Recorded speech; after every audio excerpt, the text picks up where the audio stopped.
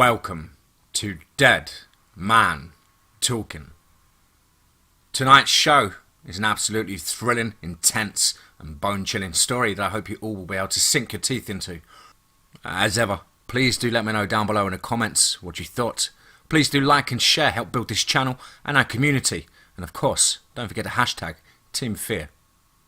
If you yourself have a story or a report you'd like to share with myself, whether on the show or in private, you can do that by going to either the website, which is www.dmtforestofear.com, and submitting a report on the submit report page, or just straight at my email, which is dmtforestofear@gmail.com.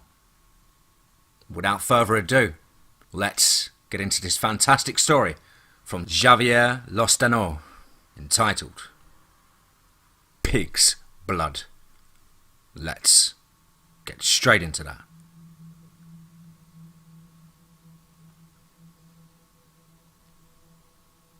A lot of you might wonder how us butchers stay in business when supermarkets can undercut our prices with cheap steaks and vacuum-sealed boneless, skinless chicken breasts.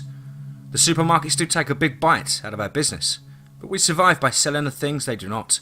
Oxtails, chicken feet, lamb brains, large and small intestine, tongues, kidneys, testicles.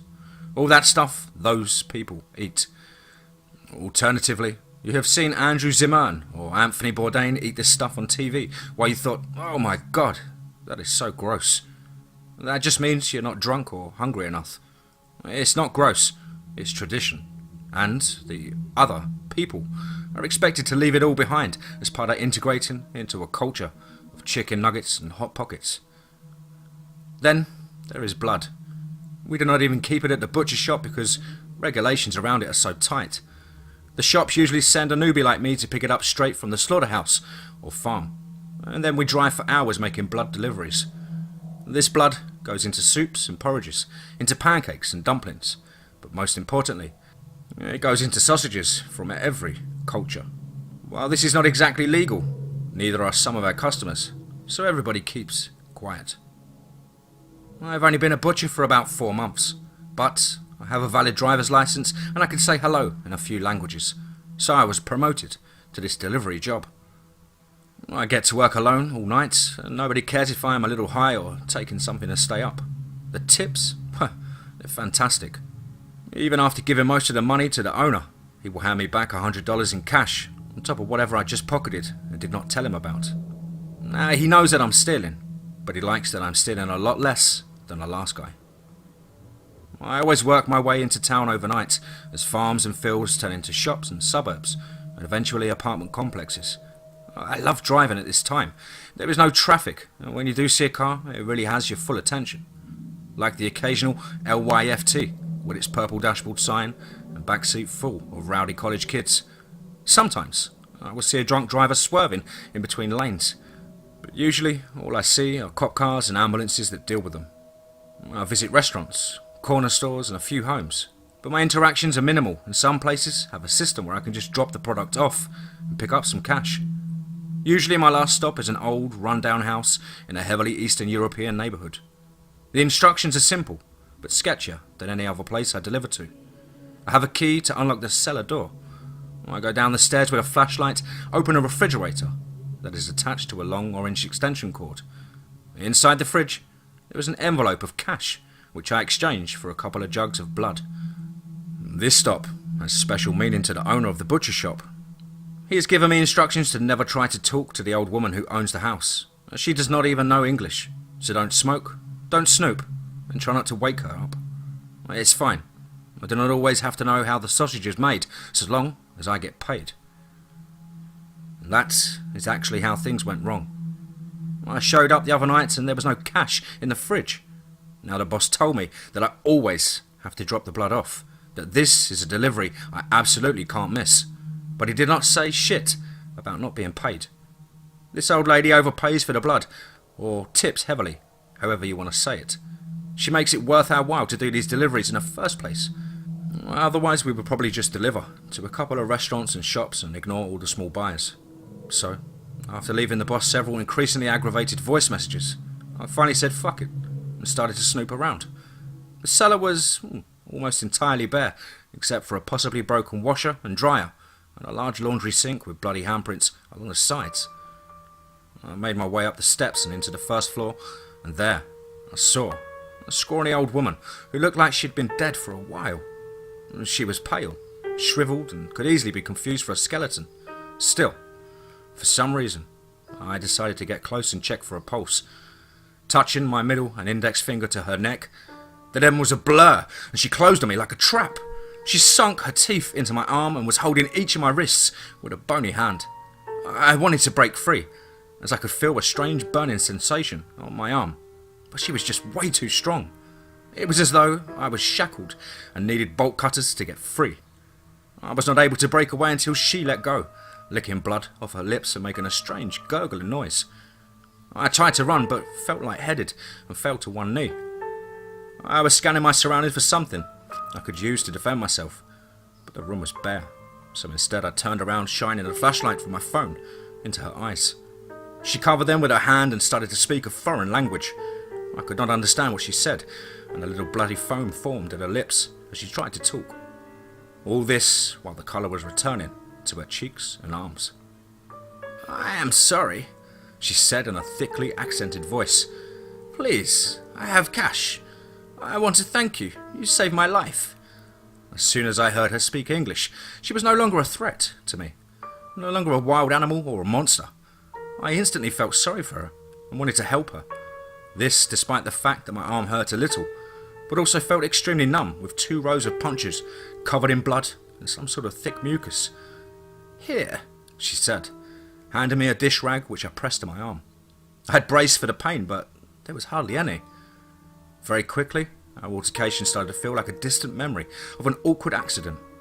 It was like she spilled coffee on me years ago, but now we were friends. Something minor like that. "Sit down, we must speak," she said to me. I slumped into a chair in her kitchen as she proceeded to light a couple of oil lamps, and for some reason all 4 burners on the stove. In the warm glow, her wrinkles seemed to melt away into the visage of an attractive middle-aged woman, with jet black hair separated by a few strands of silver. A loose-fitting blue nightshirt hung over her slender frame, and while my gaze was drawn to the dark stains around her collar and front, I also knew it would be rude to stare, so I tried to keep eye contact to a minimum. I can't quite describe her eyes, since they seemed to be perfectly reflecting all the glowing flames in the room, as though they were 2 more sources of light and heat themselves. "Please, you must not tell the butcher about what happened," she implored. "We all have a good arrangement. We are happy. I do not know what I would do without your deliveries. I will go to the safe and grab $500, and this is just for you, for being so brave and coming to my rescue. Do not share this money. Do not tell anyone how you got it. Just reward yourself." She got up and ascended the stairs, making no sound at all. In the meantime, I looked at my phone. Even though there is never anything new at 4 a.m, I refreshed Reddit, scrolled through my Facebook, and checked my visual voicemail to see if the boss had ever got my messages. When I looked up from my phone, the woman was inches away from my face, holding the money. I jumped a little and let out a yelp that quickly turned into a laugh. "Oh, no need to be nervous," she said. "Also, there is no need to see a doctor. Just rub some alcohol on your arm. Mouths. They're full of bacteria. I'm so sorry about how I acted, but I was a little startled, and sometimes it's all a woman can do to defend herself." She made a strange noise, kind of like a hiccup, and a little blood came up with it. And she took the dish towel from me and used it to wipe her mouth. "You can leave now. The sooner you take care of your arm, the better. I need to lie down too." I got up, feeling a little lightheaded, thanked her for the cash, and made my way down into the cellar and back up the other set of stairs that led to my van. I'm not sure why I did not use the front door, but that thought did not occur to me until I'd made it back to the butcher shop, and I was switching the delivery van for my car. When I got home, I chugged some orange juice from the carton and face planted into the mattress on my bedroom floor. Sometimes I need to play video games or browse the web for a few hours before I can really unwind, but I was exhausted. When I woke up, it was still dark, but upon inspecting my nearly dead phone, I noticed I had 3 missed calls from my boss. This made me realise it was actually the following night. I had passed out hard and just slept in one solid chunk without using the bathroom or anything. Checking my visual voicemail, I could see that my boss was angry when he woke up. But when he got to work and found the van and the money, he had assumed I'd made the right choices, and everything had worked out. I pulled the 500 from my pocket, crisp and new despite one bloody thumbprint, and told myself that in fact I'd made all the right choices after all. I felt invigorated, rested and excited for tonight's deliveries. My arm was a little caked in blood and something yellow, but after showering I could tell the damage was not bad at all, just some small punctures. I rubbed it with alcohol, and it certainly hurt less than all those times I nicked myself with a knife while learning how to butcher a carcass. I swear, making deliveries saved me from being one of those guys who was missing a fingertip or two. For good measure, I popped a couple of ibuprofen and washed them down with another long swig of orange juice from the carton. After I made my trip to the slaughterhouse and started driving into town in a delivery van, all I could think is that sleeping, uninterrupted for 12 hours, had done wonders for me. I was finally caught up, feeling alert and optimistic as I drove and banged my head to the streaming heavy metal mix.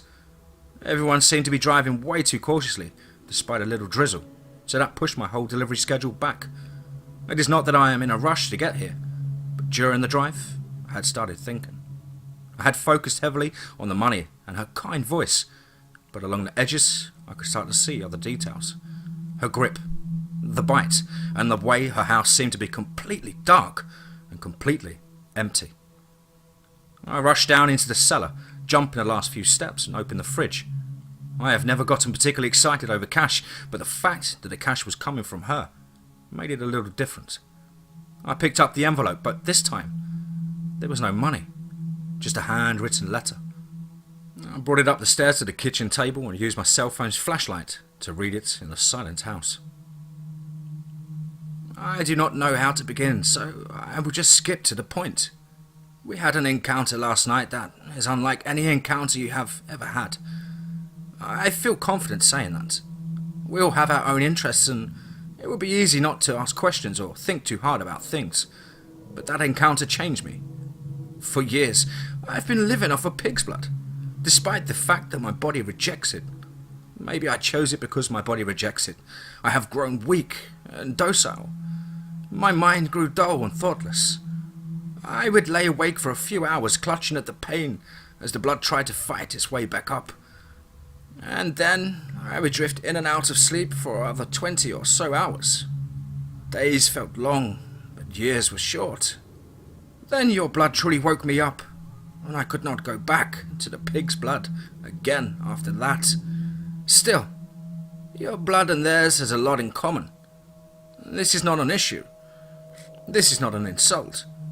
It is just that your blood is full of memories of every disease you have had, every impurity you have ever put in your body. I have tasted these bad memories for years, but I think people recently started calling them antibodies. They fight me, I fight them, and it is hard to keep the blood down. But despite the discomfort, at least your blood reminded me of what I really wanted. I wanted the blood of the youngest among us, so pure and unencumbered by experiences. Would it make sense to refer to their blood as innocent? In addition, they never survive the bite. They never get the disease. I need you to understand that I am just a person like you, but I am sick. Diseases do not care about the host. They will make us sweat and suffer. They will break down our bodies and minds and eventually kill us, so long as the disease can thrive. I hope you do not get it, because it only brings suffering and death, be it a few months from now or 100 years from now.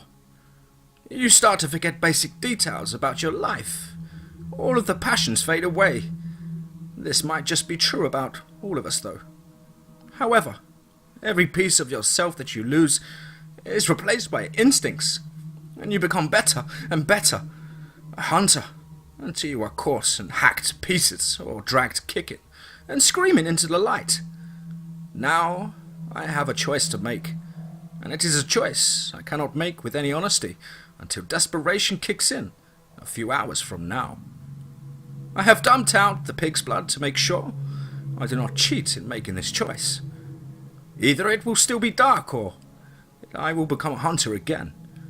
Or it will be light and I will move towards it. Either way, I have left you the combination to my safe. 1919.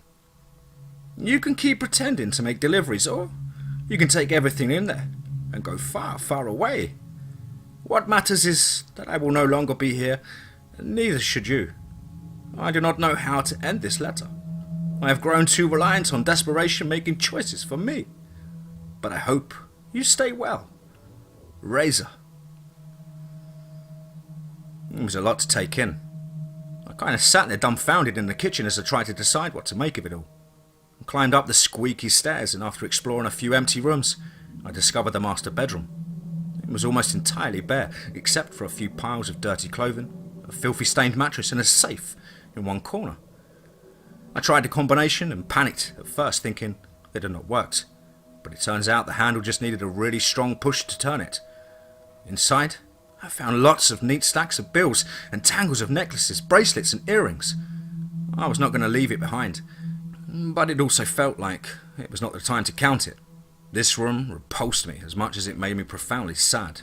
So, I bundled the safe's contents using a stained towel and made my way back downstairs. This is when I realised all the doors and windows were boarded, so I would have to leave through the cellar again. Upon opening the cellar door, I finally became aware of how much time had passed. The morning sun was shining super bright, and I could hear sprinklers and lawnmowers. I squinted and looked around, still adapting to the morning light. Specifically, I looked for broken windows or other signs of a break-in, but nothing seemed out of the ordinary. I was startled to hear footsteps coming towards me, but it was a woman jogging in obnoxiously bright neon athletic wear. By the time I drove back to the butcher store, they were open, but I pretended they were closed and just dropped off the van with the usual amount of money in the glove compartment. Now I'm at home, writing all of this down and hoping it will put me to sleep, because I feel too angry or sad or scared to just doze off. My eyes keep darting back and forth between my laptop and the stained, bundled up towel. I have no idea what I'm going to do when I wake up tonight. Whatever happens though, I hope I'm done with pig's blood. Wow, fantastic stuff there, Javier. Thank you ever so much for giving me permission to narrate this story and bring it to the channel. Great sort of concept there. Feeling of a vampire, possibly something else. As ever, guys and girls, why not tell me down below what you think it was and what you thought of the story. Please do like and share, help build this channel and our community, help us smash our way through the 20,000 subscriber mark. As ever, above all, remember, be safe, not sorry.